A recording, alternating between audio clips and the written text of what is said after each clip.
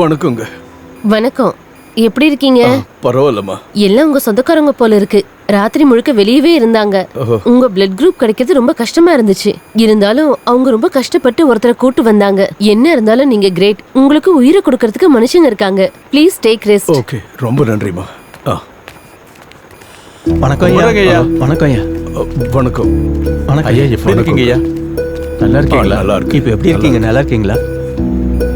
தலையில நல்ல அடியா ஐயா?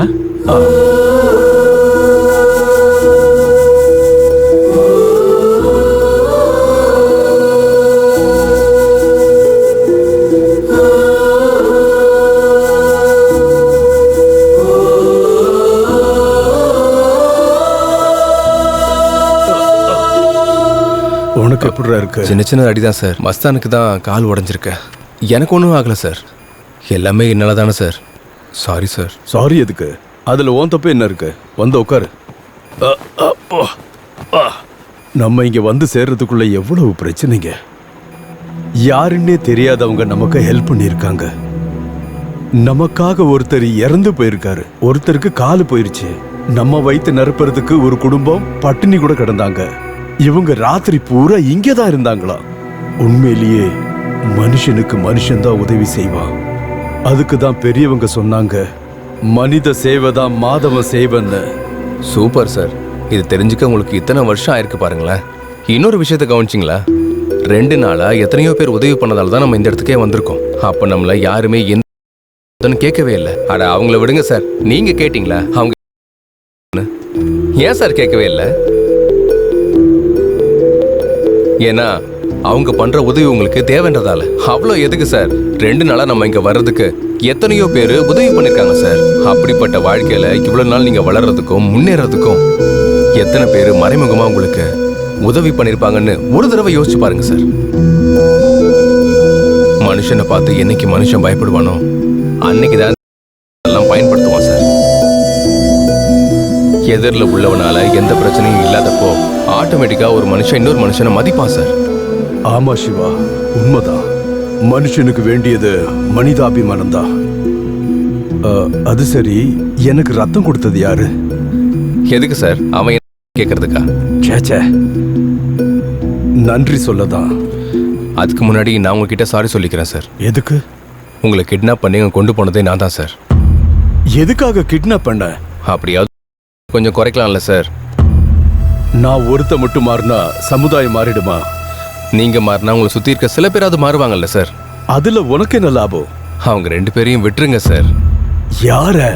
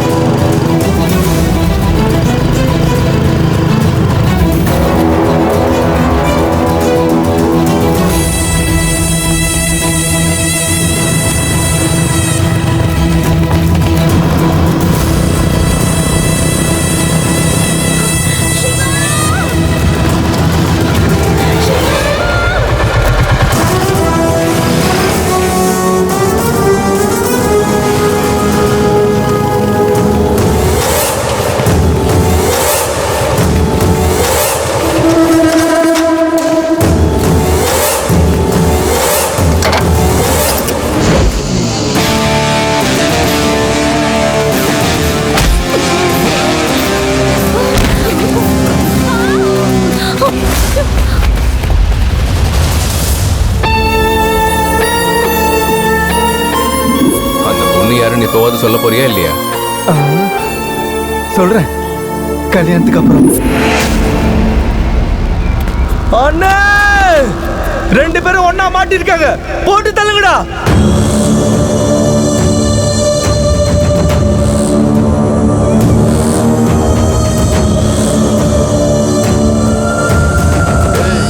உனக்கு இந்த பிரச்சனைக்கு சம்பந்தம் இல்ல. அவன் எங்க வீட்டு பொண்ணை தூக்கிட்டு போய் கல்யாணம் பண்ணியிருக்கான். அவ கீழ் ஜாதிக்காரனை கல்யாணம் பண்ணி எங்க மானத்தையே வாங்கிட்டா. அவங்க 2 பேரும் உயிரை எடுக்காம நாங்க எங்க இருந்து போக மாட்டோம். தேவையில்லாம இதுல தலையிட்டான உன் தலை இருக்காது. டேய், என்னடா பாத்துக்கிட்டு இருக்கீங்க? வெட்டி காலி பண்ணுங்க.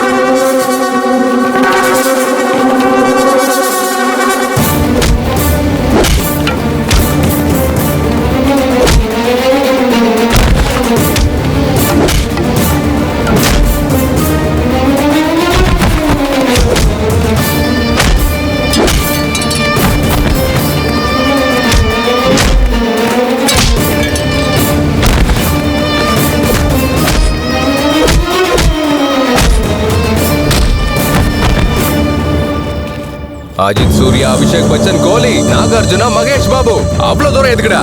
இந்தியால பிறந்த சானியா மிர்சா, பாகிஸ்தான்ல பிறந்த சோயப் மாலிகா, காதலிச்சு கல்யாணம் பண்ணிட்டு ஐடியல் சொல்லுவீங்கல்ல? அதே ஒரு ஏழை பொண்ணு காதலிச்சு கல்யாணம் பண்ணிக்கிட்டா மானம், மரியாதை, ஜாதி அது இதுன்னு சொல்லி அவளை கொண்டுங்களா? காதலிச்சு கல்யாணம் பண்ணவங்க குடும்ப நடத்தலையா இல்ல வாழலையாடா? ஏய், இன்னொரு தடவை லவ் பண்றவங்க மேல கைய வச்சுக்கோங்க, சாவடிச்சிருவேன்டா. போலாம் வாங்க. டேய், இன்னைக்கு வேணா அவங்கள எங்க கிட்ட இருந்து உன்னால காப்பாத்த முடியும். ஆனா எங்க அண்ணன் கிட்ட இருந்து உன்னால காப்பாத்த முடியாதுடா. தேடி கண்டுபிடிச்சு வெட்டுவாடுறா. ஞாபகத்துல வச்சுக்க.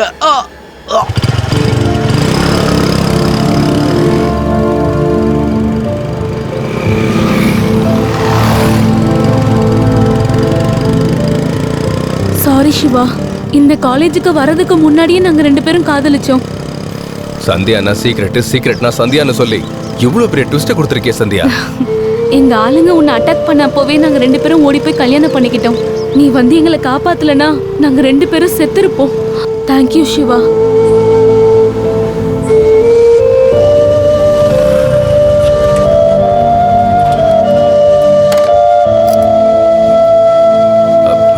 ஒரு நிமிஷம். சரிங்க.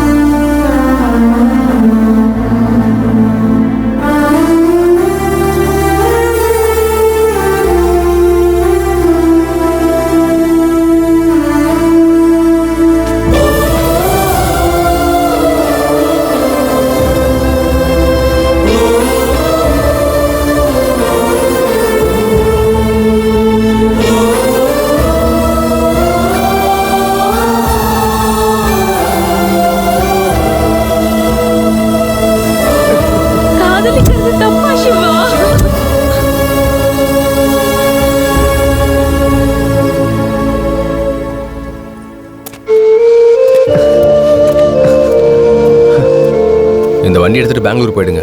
அங்கே என் ஃப்ரெண்ட் இருப்பான். இங்கே எல்லாமே சரியான பிறகு நானே உங்களுக்கு ஃபோன் பண்ணுறேன். Okay, take care. ஓகே குரு, போயிட்டு வரோம்.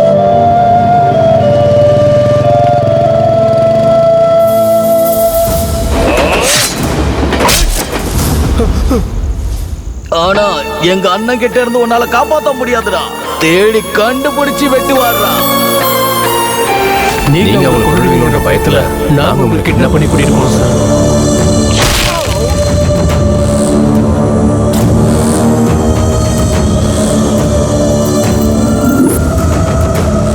அவங்க 2 பேரும் சேர்ந்துருக்கும் போது நான் உங்க பொண்ணுகிட்ட ஒரு சந்தோஷத்தை பார்த்தேன் சார். அந்த சந்தோஷத்தை எதுக்காக சார் அழிக்கணும்? ப்ளீஸ் அவங்க 2 பேரையும் விட்டுருங்க சார். ஹாஸ்பிட்டலில் டாக்டர் எதுவுமே கேட்கல. அவங்க கேட்டது பிளட் குரூப் மட்டும்தான். ஒரு ஆபத்துலேருந்து காப்பாற்ற முடியாத இருந்த நமக்கு எதுக்கு சார் அவ்வளோ தூரம்? எதுக்கு? ஒரு ராத்திரி ஒரு பொண்ணு கூட இருக்கிறதுக்கு தேவையில்லை. கள்ள உறவு வச்சுக்கிறதுக்கு தேவையில்லை. பொண்ணு நல்லா இருக்கா இல்லையான்னு மட்டும்தான் நம்ம பார்ப்போம். ஆனா உண்மையான காதலுக்கு மட்டும்தான் சார் எல்லாமே தடையா வருது. படிச்சவங்க எல்லாருக்குமே தெரியும் மனுஷன் வந்தது வானர ஜாதியில இருந்துன்னு. இல்ல நான் தெரியாம தான் கேட்கிறேன். உங்க தாத்தா எந்த வானர ஜாதியில இருந்து பிறந்தாரு? என்னோட பாட்டன் எந்த வானர ஜாதியில இருந்து பிறந்தாருன்னு சொல்லுங்க. சொல்லுங்க சார், ப்ளீஸ் நீங்களே சொல்லுங்க. ஒரு நிமிஷம் சார்.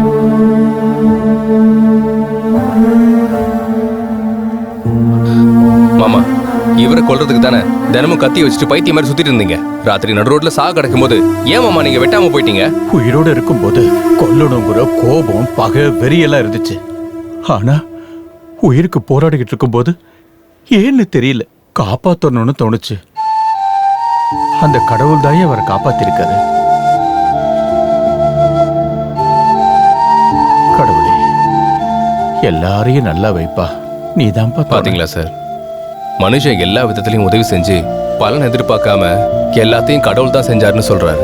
மனுஷனுக்கு கஷ்டம் வரும்போது தான் மனுஷனோட அருமையே தெரியுது. இதுக்கப்புறம் உங்க இஷ்டம்.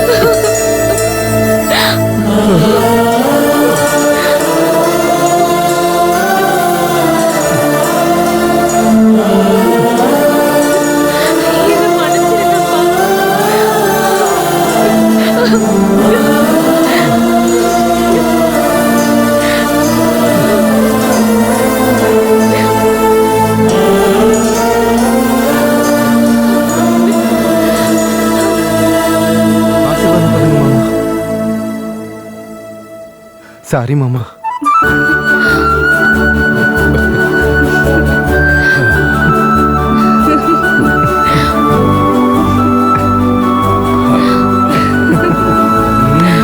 எல்லாரும் ஹாப்பி. ஃபைனலா ஒரு ஜோடி சேர்த்து வச்சிட்டடா. இப்ப ஹாப்பியா இருக்குல்ல? என்ன இருந்தாலும் அவன் ஒரு கிரேட்டரா. அவங்க கொன்னுடுவாங்கன்னு தெரிஞ்சும் கொல்ல வந்தாலும் சின்சியரா அதே பொண்ணை லவ் பண்ணி கல்யாணம் பண்ணிக்கிட்டாரு. நம்மளால இந்த அளவுக்குலாம் முடியாது மாப்ள. சின்சியரா லவ் பண்றதுக்கு எதுவா இருந்தாலும் சின்சியரா லவ் பண்ணணும்னு நினைக்கிறேன்.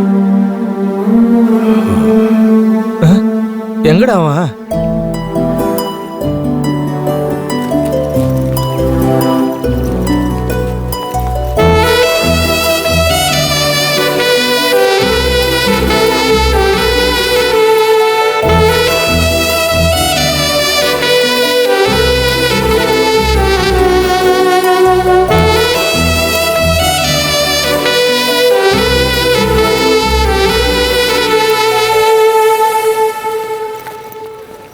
Bye. Bye.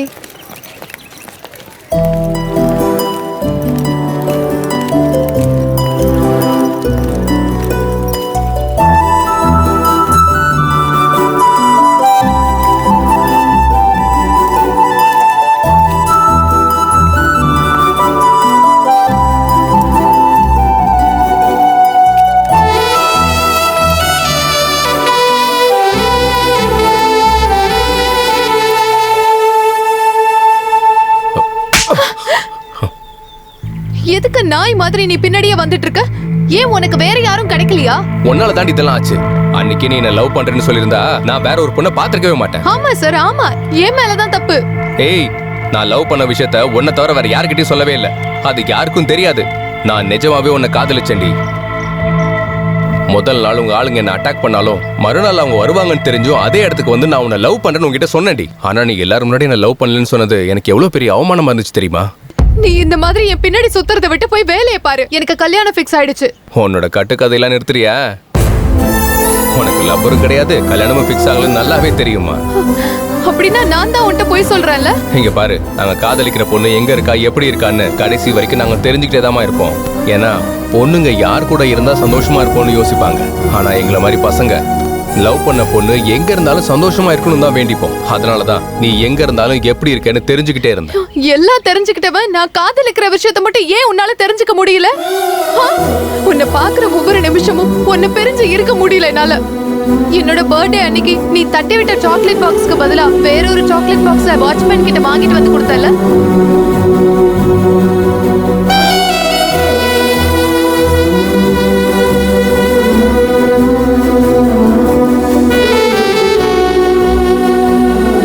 ஆக்சுவலா உன்னை எனக்கு அப்பவே ரொம்ப பிடிச்சு போச்சு தெரியுமா? நான் எப்பவுமே காலேஜ் பஸ்ல தான் போவேன். ஆனா உனக்காக வேணும்னே பஸ்ஸை மிஸ் பண்ணுவேன் தெரியுமா? உன்கிட்ட அன்னைக்கு பேசணும்னு, என் காதுல சொல்லணும்னு அன்னைக்கு உன்னை தேடி வந்தேன். அன்னைக்கு முன்னாடி நாள் நடந்த சண்டையில அஞ்சப்பனும் அவங்க ஆளுங்களும் சேர்ந்து பிளான் பண்ணாங்க. நான் உன்கிட்ட அன்னைக்கு ஐ லவ் யூ சொல்லியிருந்தா உன்னை கொன்னு இருப்பாங்க. அந்த விஷயம் தெரிஞ்சுதான் நான் உன்னை அவாய்ட் பண்ணேன் தெரியுமா உனக்கு? ஆனா அதுக்கப்புறம் எல்லாரும் எதிரிலையும் கேட்டதுக்கு அப்புறம் உன் உயிரை காப்பாத்தணும்ன்றதுக்காக தான் அப்படி நான் சொன்னேன். அந்த விஷயம் தெரிஞ்சதுக்கு அப்புறமா அப்பா எனக்கு அந்த காலேஜ்ல இருந்து இந்த காலேஜுக்கு மாத்தினாங்க. எதுக்குடா? உனக்கு ஒரு வாட்டி கூட நேர்ல பார்த்து தெரிஞ்சுக்கணும்னு ஆசையே இல்லையா? எப்பவும் உன்னை பத்தி தான் நான் யோசிச்சுட்டு இருக்கேன். தினமும் எப்ப நீ என்ன காலேஜ்ல வந்து பாப்பேன்னு எதிர்பார்த்துட்டு இருந்தேன். நான் இப்பதான் உனக்கு ஞாபகம் வந்தேனா? சாரி ஹேமா. ப்ளீஸ், நீயும் வேணாம், உன் காதலும் வேணாம். நான் இப்படியே இருந்துடுறேன், எனக்கு போதும். உங்களுக்கு ப்ராப்ளம் வந்தா எஸ்கேப் ஆயிடுவீங்க, அப்புறம் மறுபடியும் வருவீங்க. இப்பதான் நார்மலா மாறிட்டு இருக்கேன் நான்.